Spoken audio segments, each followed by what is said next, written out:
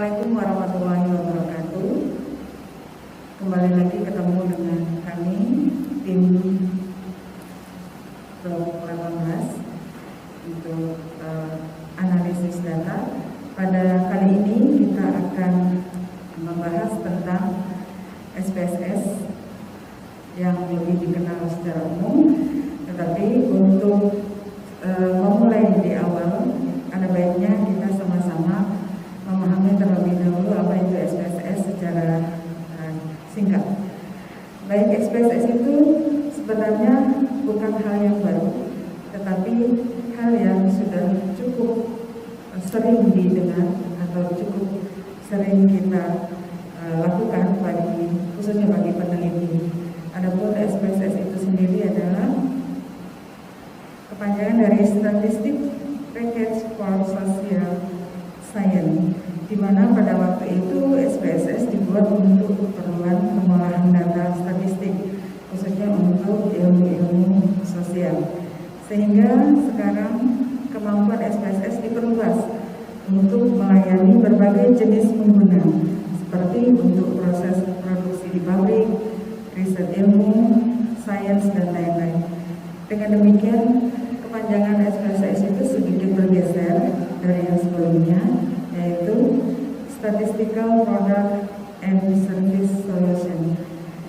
Serupa tapi tidak sama, tetapi pada prinsipnya pengolahan atau hal yang akan kita lakukan dalam pengolahan data itu sama seperti SPSS yang kita kenal sebelumnya. Baik, untuk hari ini latihan keterampilan klinik akan kita awali dengan entry data dan nantinya akan kita lanjutkan dengan analisis data kategori. Demikian sebagai awal pembuka dari kami, dan kita akan lanjutkan dengan langsung mempraktekannya di komputer atau di laptop. Terima kasih. Untuk aplikasi SPSS, bagi yang belum memiliki bisa mendownload, bentuknya seperti ini. Aplikasi SPSS ini banyak versi, ada yang versi rendah, ada yang versi sedang, ada yang versi tinggi. Semuanya itu bisa dipakai, tetapi untuk pembelajaran kita kali ini kita memakai SPSS versi 16. Ya. Demikian tampilan yang dapat Anda lihat di layar. Ini adalah laman SPSS yang telah kita double klik sebelumnya. Dia akan muncul seperti ini. Ada dua laman, yaitu laman variable view dan laman data view. Ini berbeda antara data view dan variable view. Ya, untuk di variable view kita bisa melihat di bagian kolom atas itu ada name, type, weight, decimals, label, values, missing, column, line, measure. Ya. Dan untuk di laman data view, di bagian atas ini hanya tertulis samar-samar var seperti ini. Belum ada yang masuk di dalam kolom data view. Baik, kita buka lagi laman variable view. Nah, di laman variable view, di sini nanti kita akan masukkan data awal atau lebih kita kenal dengan data mentah. Oke. Kita mulai dengan mengisi di laman variable view. Untuk di name artinya ini adalah kolom name diketik dengan nama variabel no. Seperti ini. Lalu pindahkan kursor, dia akan muncul seperti ini. Kursor ke sebelah kanannya, yaitu ada kolom type, kolom weight, ini tetap dengan 8 karakter. Dan kursor ke sebelah kanan, ini ada kursor kolom desimal, ini memberi ruang 2 desimal. Dan ini bisa kita jadikan angka 0. Caranya seperti ini, tinggal merubah saja dan gampang sekali. Dan lanjut arahkan kursor ke kolom label. Di kolom label kita bisa memberi atau mengetik seperti ini. Ya, kita memberi label. Selanjutnya langkah untuk berikutnya adalah di kolom values. Untuk di kolom values ini kalau untuk name atau nomor ini kita kosongkan saja karena tidak ada pengkategorikan. Oke, selanjutnya kita masuk ke variabel berikutnya. Variabel berikutnya bisa kita masukkan variabel umur. Di sini kita ketik umur. Oke, selanjutnya kursor kita arahkan ke kolom tab, dia akan muncul seperti ini. Oke. Nah, untuk di kolom tab ini ada berapa pilihan. Kalau untuk numerik ini berarti angka yang kita masukkan, tetapi kalau untuk kita merubah dalam bentuk lain dia akan muncul seperti ini. Silakan klik yang di kotak kecil di dalam kolom tab, dia akan nanti muncul seperti ini. Nah, ini kita memilihnya numerik. Kalau seandainya nanti ada instruksi untuk dirubah ke string, kita boleh merubah klik string seperti ini lalu oke. Ya. Baik, untuk saat ini tetap kita pakai numerik saja dan ini tetap numerik. Oke, baik. Selanjutnya di kolom white ini kita tetapkan cukup dengan 8 karakter saja, tidak usah dirubah. Dan untuk di desimal ini kita merubahnya dengan angka 0 seperti ini. Lalu di kolom label kita akan masukkan umur ibu.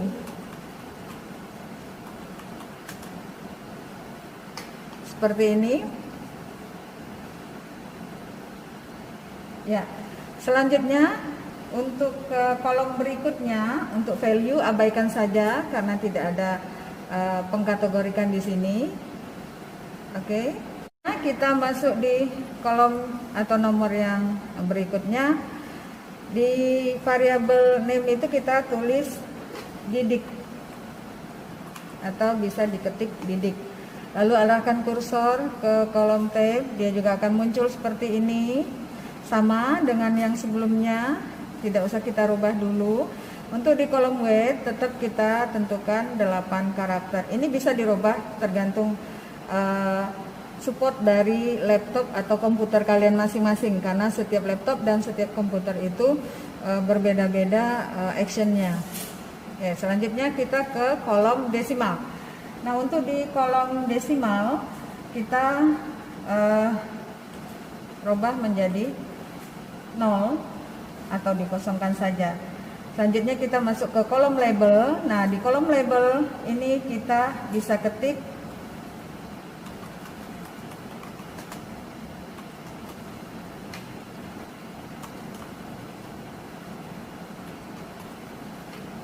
pendidikan ibu. Kita ketik seperti itu. Lalu kita arahkan kursor ke kolom value. Nah, untuk label pendidikan ibu, di kolom value kita mulai mengcoding atau membuat tanda atau mengkategorikan. Oleh sebab itu, silakan klik kolom yang kecil di dalam kolom values, ada seperti ini tampilannya.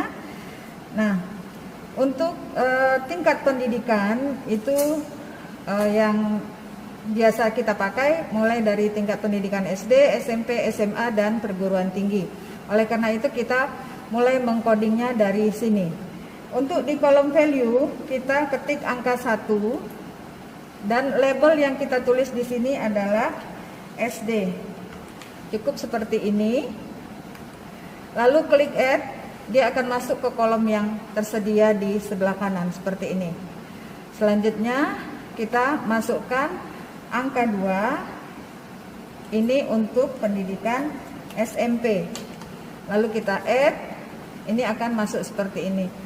Kita lanjutkan berikutnya, kita kasih angka 3 untuk pendidikan SMA. Sama, kita add, dia akan langsung otomatis berpindah. Dan yang terakhir 4, ini tingkat pendidikan perguruan tinggi. Cukup kita menulis PT saja. Lalu add, dia akan masuk ke dalam kolom ini. Selanjutnya kita klik OK. Jadi secara otomatis dia sudah tercoding di kolom value. Kenapa? Karena nanti ini akan berpengaruh pada saat kita mengolah data kategori. Selanjutnya kita akan buat di sini atau kita ketik kerja. Maaf. Lalu kursor kita arahkan ke tab, dia akan muncul seperti ini. Tab ini tidak usah dirubah dulu, tetap dengan kondisi numerik, dan di kolom weight tetap dengan 8 karakter. Untuk di desimal silakan dijadikan 0. Ini bisa dirubah sesuai dengan kebutuhan kita pada saat kita mengolah data. Ya, selanjutnya untuk di kolom label kita akan membuat label.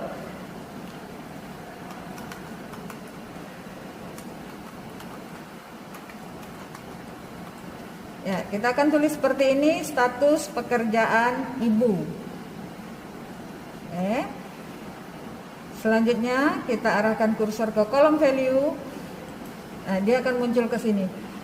Untuk status pekerjaan ibu, kita di sini harus mengcoding atau mengkategorikan atau mengklasifikasikan. Kenapa? Karena status pekerjaan ibu itu ada dua, yaitu bekerja dan tidak bekerja. Oleh sebab itu kita bisa membuat pengkodenya sama seperti kode pendidikan ibu tadi. Berapapun angka yang ingin kita masukkan ini tergantung dari kita sebagai seorang peneliti atau yang akan mengolah data. Nah, untuk kali ini saya akan memasukkan angka 0 untuk yang bekerja.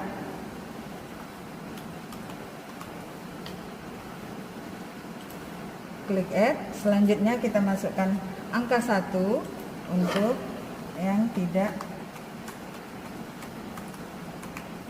bekerja.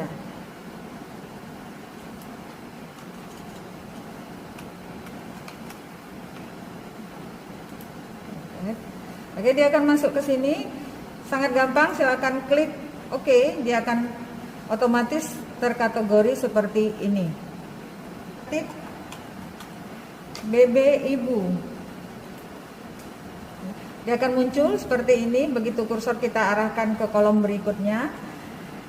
Untuk di tab kita tetap masih di posisi numerik, di kolom weight masih tetap 8, dan di kolom desimal ini kita jadikan 0, dan untuk di kolom label kita akan membuat atau mengetik ya seperti ini. Sementara untuk di kolom value, untuk pelabelan yang kita buat berat badan ibu, maaf, ada kesalahan penetikan. Berat badan ibu, kita tidak melakukan pengkodingan atau pengkategorikan di sini. Jadi untuk di kolom value kita kosongkan saja. Baik. Selanjutnya kita masukkan variabel HB. HB1. Untuk di kolom tab tetap kita posisi numerik, dan di white tetap dengan 8 karakter.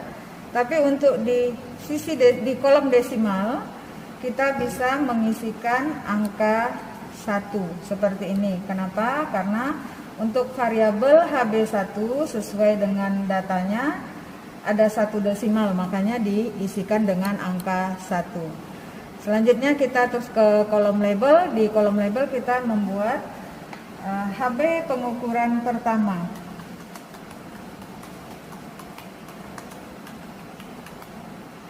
Seperti ini. Selanjutnya untuk di kolom value abaikan saja, tidak ada yang di-coding di sini. Baik. Selanjutnya di kolom name kita ketik HB2. Sama dengan yang sebelumnya, dengan HB1, desimal kita rubah 1, dan di kolom label kita tulis HB pengukuran kedua. Dan untuk di kolom value abaikan saja karena ini tidak ada yang kita coding di sini. Nah, ini yang terakhir. Kita memasukkan BB bayi. Untuk kolom yang selanjutnya, kolom tab, width dan desimal. Untuk di kolom desimal ini kita rubah menjadi angka 0. Lalu di kolom label kita menulis di sini berat badan bayi.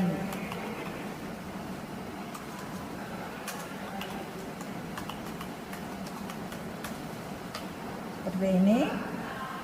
Lalu untuk di kolom value abaikan saja karena kita tidak melakukan pengkodingan. Laman variabel view yang telah kita ketik, yang telah kita entry, kita masukkan satu persatu sedemikian rupa seperti ini. Selanjutnya kita bisa buka data view. Oke. Ya, ini tampilan dari data view yang tadinya tidak terlihat atau terlihat tulisan yang cukup samar dan tertulis seperti ini fair. Dan untuk saat ini sudah muncul nomor, umur, didik, kerja, BB ibu, ekskul, HB1, HB2, BB bayi. Ini berasal dari variabel view yang telah kita masukkan pada awal tadi. Ya, ini di laman data view kita sudah memasukkan data awal atau data mentah yang telah kita punya. Seperti ini, ada sebanyak 20 data yang telah kita masukkan ke dalam kolomnya masing-masing. Seperti di awal yang tadi telah saya jelaskan. Dan selanjutnya kita akan simpan data kita ini cara menyimpannya sama seperti yang sudah-sudah seperti ini. Silakan klik file, klik save, dan di file ini silahkan tulis labelnya.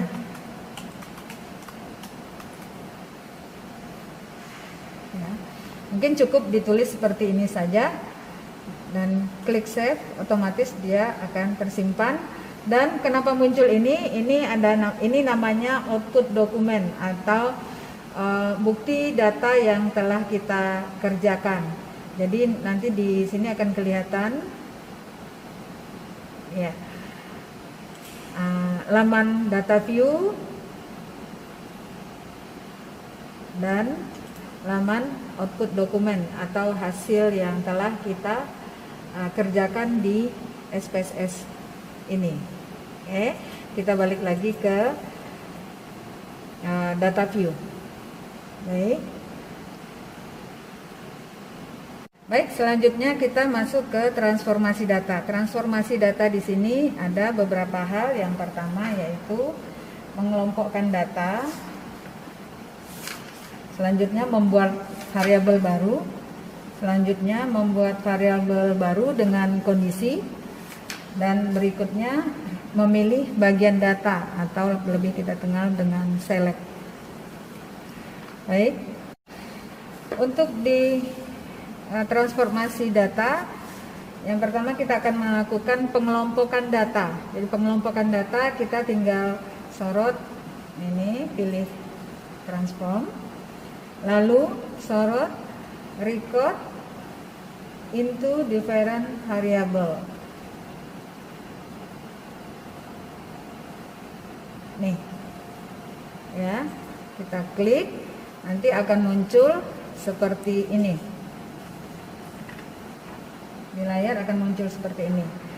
Selanjutnya sorot umur ibu yang telah kita tulis tadi. Selanjutnya klik kursor.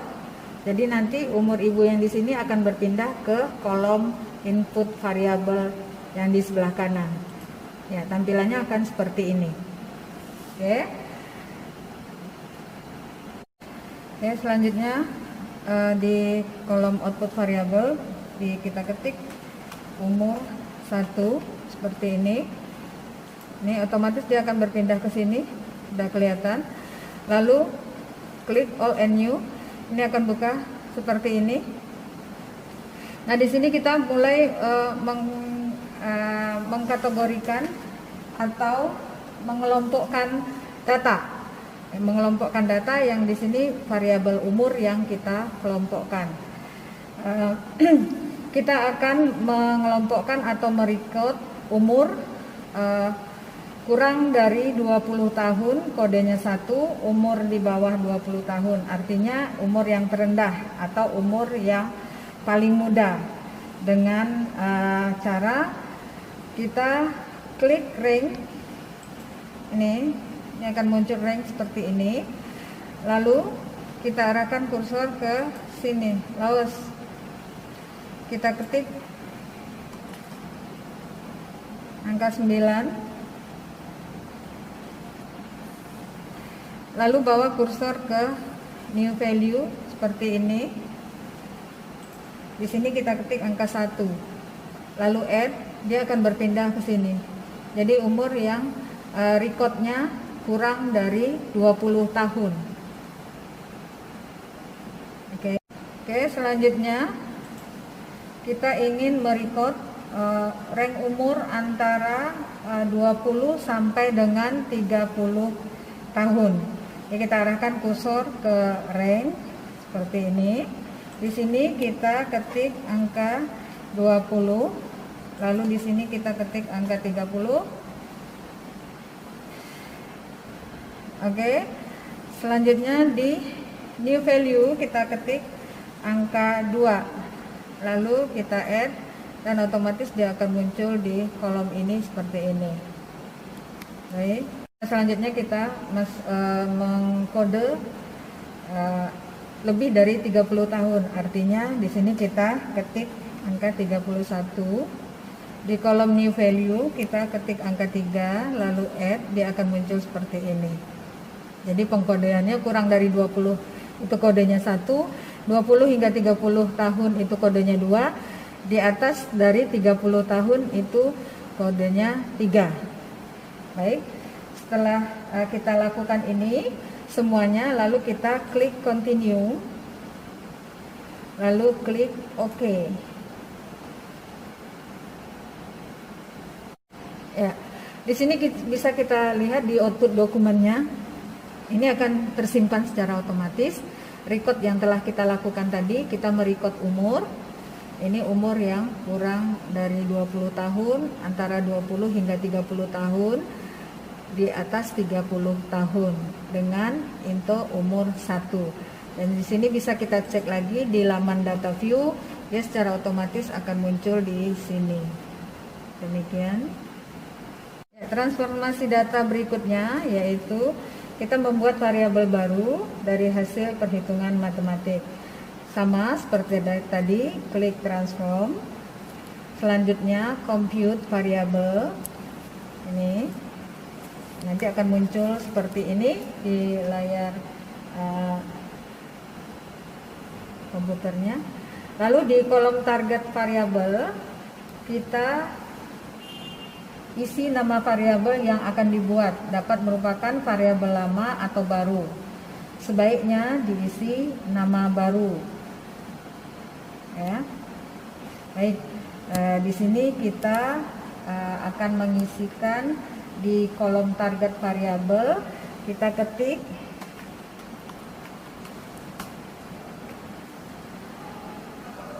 by kilo. Dia akan masuk ke sini, lalu OK. Selanjutnya nanti bisa kita lihat di output dokumennya, ini akan tertulis seperti ini, compute by kilo sama dengan by kilo per 1000. Jadi ini execute. Selanjutnya kita membuat variabel baru, sama, ini masih dalam transformasi data. Kita sorot transform. Selanjutnya compute variabel, sama seperti ini. Ya, di sini tadi kita hapus dulu yang ini.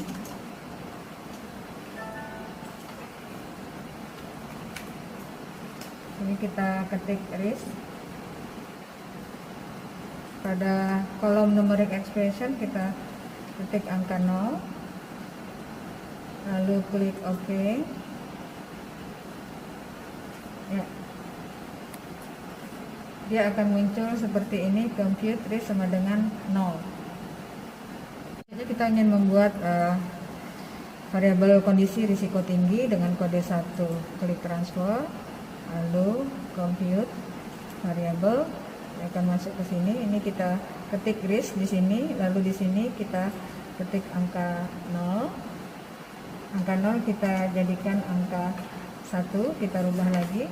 Selanjutnya kita klik if, lalu di sini kita klik tombol berbentuk lingkaran kecil yang di sini tulisannya include if case satisfies condition. Kita pilih yang ini, dia akan muncul seperti ini. Lalu di bawah kotak include nanti akan kita tulis seperti ini. Umur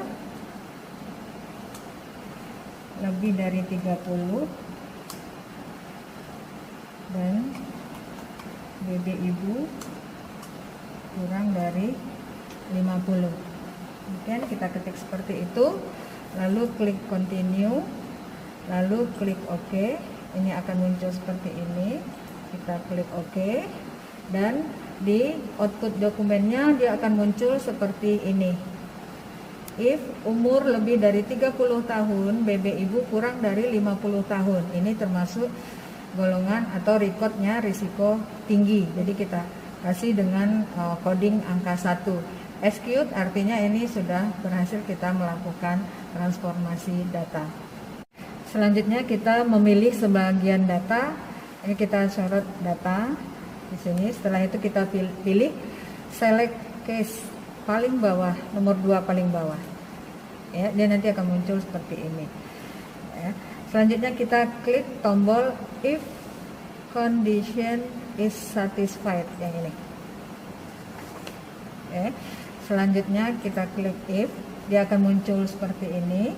Lalu kita ketik atau sorot pindahkan ke kotak yang tulisannya eksklusif dengan keterangan ibu menyusui eksklusif. Ibu menyusui, ya. Yang ini. Lalu kita pindahkan seperti ini dengan kode 0. Lalu kita klik continue. Selanjutnya perhatikan pada bagian bawah kotak unselected case filter. Ini ada 2 nih. Unselected filter, ini kita memfilter. Yang kedua, ini ada mendelete. Jadi kami menyarankan cukup memakai filter saja, karena nanti filter data kita yang telah kita masukkan itu tidak akan terhapus atau tidak akan hilang di laman layar data view. Tetapi kalau seandainya kita memilih delete unselected case, ini data yang telah kita buang dan data yang terpilih, yang muncul hanya data yang terpilih, sementara data yang kita buang itu betul-betul hilang dari layar data view. Jadi sebaiknya kita pilih filter out unselected cases. Oke. Lalu setelah kita memilih di filter out unselected cases, kita bisa langsung klik OK. Ya, ini tampilan di output dokumennya. Karena variabel yang telah kita pilih, mana yang tidak terpilih nanti akan kelihatan di sini. Ini not selected dan 1 selected. Dan kita buka lagi laman data view. Nah, ini dia. Ini adalah yang tercoret seperti ini. Ini adalah yang kita filter tadi. Artinya data yang tidak terpilih. Dia secara otomatis dia sudah memfilter. Jadi sudah tercoret strip-strip seperti ini. Walaupun tercoret, tapi ini kelihatannya masih cukup rapi. Ya, kita masuk uji hipotesis variabel kategorik tidak berpasangan tabel B kali K. Ini kita masuk uji chi-square. Uji chi-square ini ada syarat dan ketentuan yang berlaku. Itu tabelnya 2 kali 2. Ya. Terlebih dahulu kita masukkan datanya seperti ini, sama seperti awal. Setelah itu di data view kita masukkan nomor, JK ini jenis kelamin, alergi. Jadi untuk jenis kelamin kita ada 2, laki-laki dan perempuan. Kalau alergi kita buat kategorinya iya dan tidak. Oke. Selanjutnya kita akan ikuti langkah-langkah untuk uji hipotesis atau uji chi-square, sorot analyze. Ya. Selanjutnya klik deskriptif statistik. Selanjutnya cross tab. Ya, nanti dia akan muncul seperti ini di layar komputer. Lalu masukkan di kolom row itu alergi. Alergi ini adalah variabel independen. Sementara untuk di jenis kelamin ini adalah variabel dependen. Ya, selanjutnya setelah itu kita klik statistik. Ya. Lalu kita klik chi-square. Ini chi-square. Oke, selanjutnya kita klik RIS di sini di kolom ini kita centang. Setelah kita centang, kita continue. Lalu kita klik kolom sel. Selnya seperti ini akan muncul di count. Ini centang di observer sama expected. Selanjutnya di kolom persentase dicentang di kolom row. Oke. Selanjutnya kita klik continue, lalu kita klik OK. Ya. Pada saat kita mengklik OK, nanti akan tergambar seperti ini.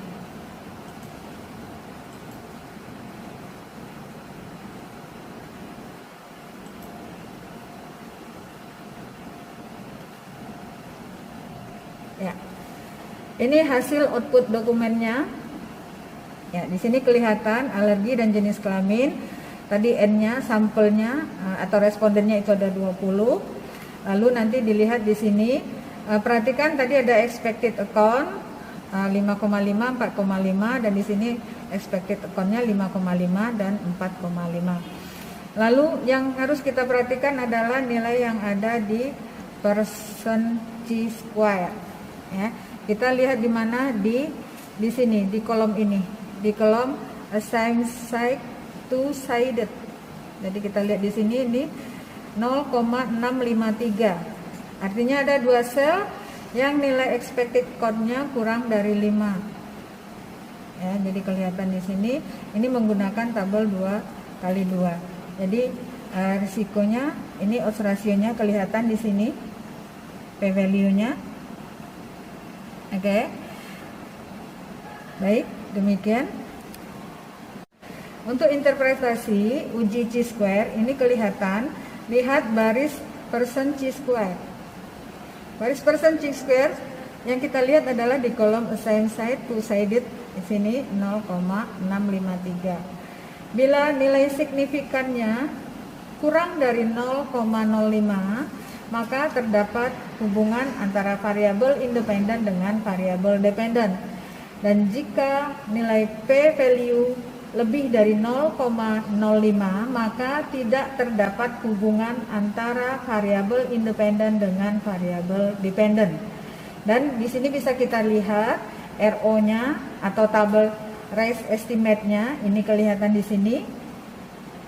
Oke. Bila OR-nya kurang dari 1, menurunkan risiko atau proteksi. Kalau OR-nya sama dengan 1, itu tidak berpengaruh.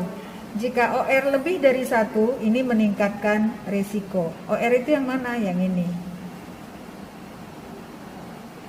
Ya, di sini. OR itu adalah odds ratio for alergi, ya atau tidak. Demikian. Baik, selanjutnya kita masuk ke uji Kolmogorov-Smirnov. Uji Kolmogorov-Smirnov bila pada analisis tabelnya 2x2, yaitu baris kali kolom. Misalnya tabelnya 2x3 ditemukan nilai expected kurang dari 5, maka uji chi-square tidak dapat dilaksanakan. Oleh karena itu ada namanya uji alternatif, yaitu uji Kolmogorov-Smirnov. Oke, uji Kolmogorov-Smirnov ini tabelnya 2x3. Ya, ini di lembar data view bisa kita lihat. Di sini ada nomor, jenis kelamin, dan IQ. Untuk jenis kelamin kita kategorikan laki-laki dan perempuan. Dan untuk IQ atau tingkat kecerdasan ini kita kategorikan ada 3, rendah, sedang, dan tinggi. Artinya di sini ada tabel 2 kali 3. Oleh sebab itu kita menggunakan uji Kolmogorov-Smirnov karena tabel yang ada di data kita itu adalah 2 kali 3. Bentuknya seperti ini. Ini data yang telah kita masukkan dan kita telah memasukkan sesuai dengan kolom yang ada. Jenis kelamin laki-laki dan perempuan, IQ rendah, sedang, dan tinggi. Baik. Selanjutnya, uji Kolmogorov-Smirnov. Syarat untuk melakukan uji Kolmogorov-Smirnov ini adalah tabelnya 2 kali 3. 2 kali 3 di sini kita tahu yaitu dari jenis kelamin laki-laki dan perempuan. Nah, itu sudah terdiri dari 2 tabel. Sementara untuk variabel IQ atau tingkat kecerdasan ini kita kategorikan menjadi 3, yaitu rendah, sedang, dan tinggi. Nah, ini yang namanya sudah kita jadikan 3 kolom tadi, sehingga untuk mengolah data ini kita bisa menggunakan uji Kolmogorov-Smirnov. Baik, langkah-langkah melakukan uji Kolmogorov-Smirnov, analyze. Selanjutnya kita klik non-parametric test, nanti akan muncul seperti ini. Lalu klik to independent sample, dia akan muncul seperti ini. Nanti jenis kelamin ini sebelumnya nanti ada di sini, dia akan berpindah ke sini. Silakan dipindahkan melalui kursor yang ada. Lalu setelah itu kita masukkan grouping, nanti akan kita beri angka 1 dan angka 2, nanti akan muncul seperti ini. Selanjutnya di kolom test type kita centang Kolmogorov-Smirnov. Yang lain tolong dihapus centangnya karena kita hanya ingin mengetahui Kolmogorov-Smirnov. Ya. Selanjutnya kita klik OK.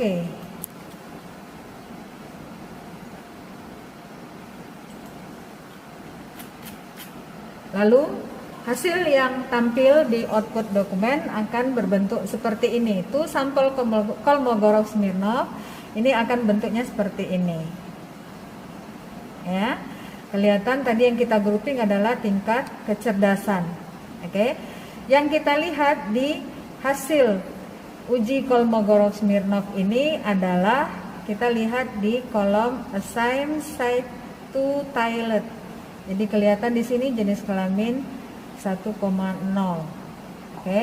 Jadi interpretasinya adalah bila P value kurang dari 0,05 maka dapat disimpulkan terdapat hubungan antara variabel independen dengan variabel dependen.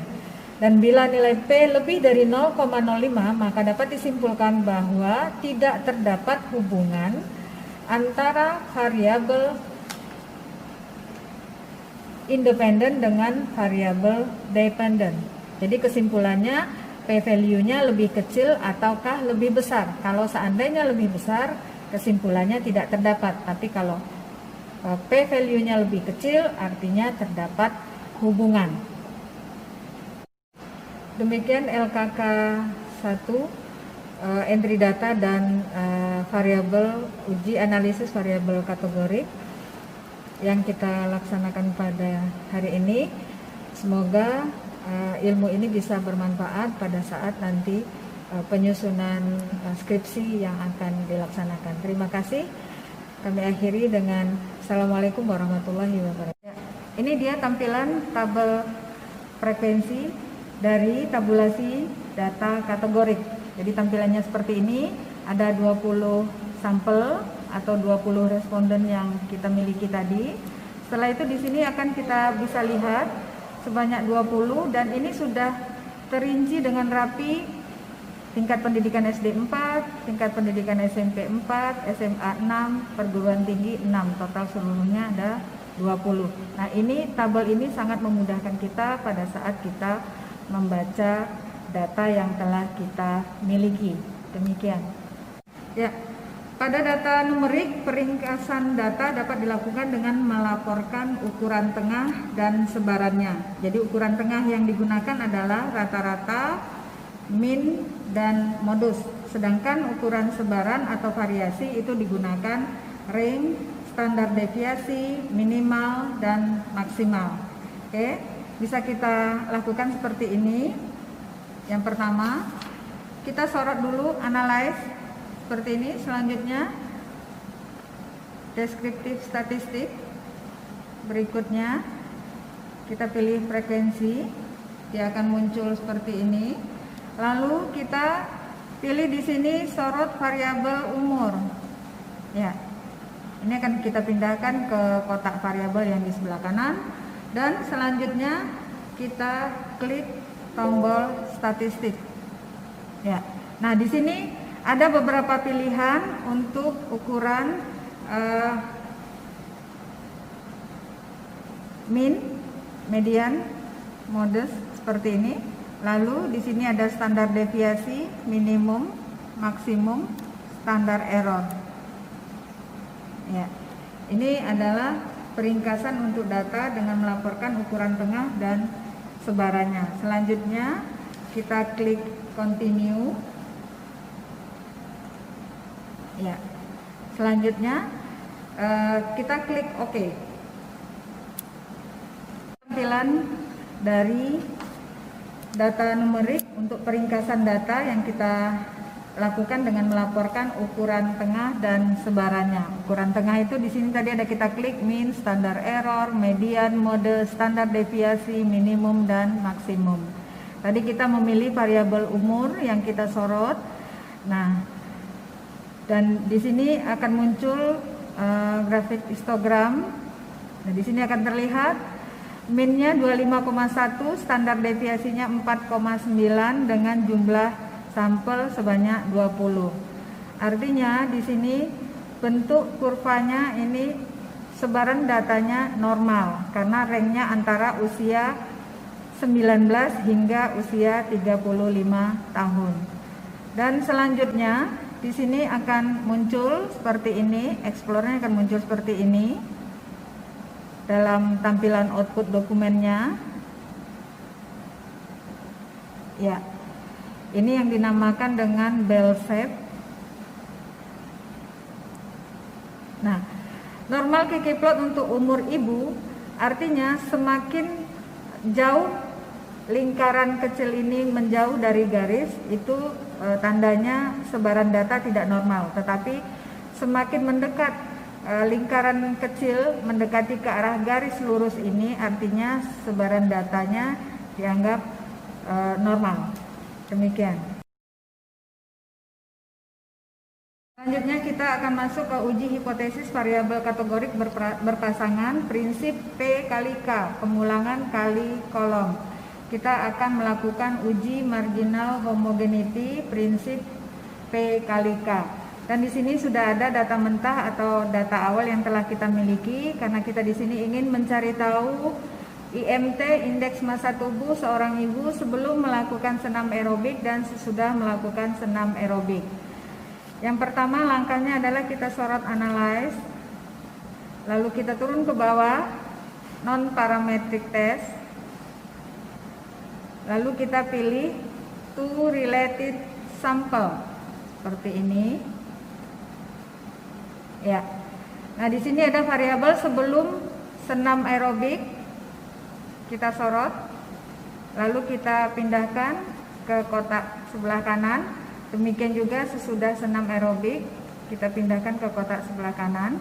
Karena kita akan melakukan uji hipotesis marginal homogeneity, silakan centang marginal homogeneity-nya, yang lain dihapus centangnya. Selanjutnya kita klik OK. Ini tampilan dari uji hipotesis variabel berpasangan, yaitu kita melakukan uji marginal homogeneity. Nah, di sini telah terlihat secara otomatis dia telah melihatkan angka-angka, dan yang kita lihat di sini adalah baris sin sig to Taylor dengan nilai atau skor 0,083. Jadi ini yang menjadi acuan atau penilaian kita, hasil P value-nya lebih besar atau lebih kecil. Artinya untuk interpretasi hasil kita harus melihat hasil yang tertera di tabel ini. Pada saat kita membuat interpretasi, jika P value kurang dari 0,05 maka dapat disimpulkan bahwa terdapat perbedaan yang bermakna antara variabel sebelum dan variabel sesudah. Jika kita menemukan p-value lebih besar dari 0,05, maka dapat diambil kesimpulan bahwa tidak terdapat perbedaan yang bermakna antara variabel sebelum dengan variabel sesudah. Demikian.